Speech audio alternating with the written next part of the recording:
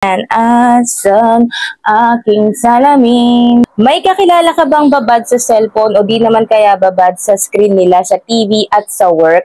Bilan mo siya nitong anti-radiation at photochromic na salamin. So, meron na yang kasama na ito. Yan, may salamin, of course. May kasama rin tong casing.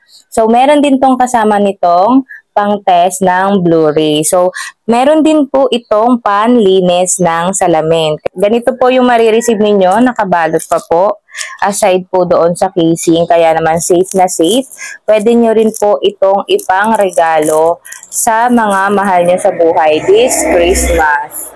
Ayan, so isi-fit natin to para naman makita natin sabay-sabay kung maganda. So, try ko. Ay, ang ganda. Oh, lakas maka-aura.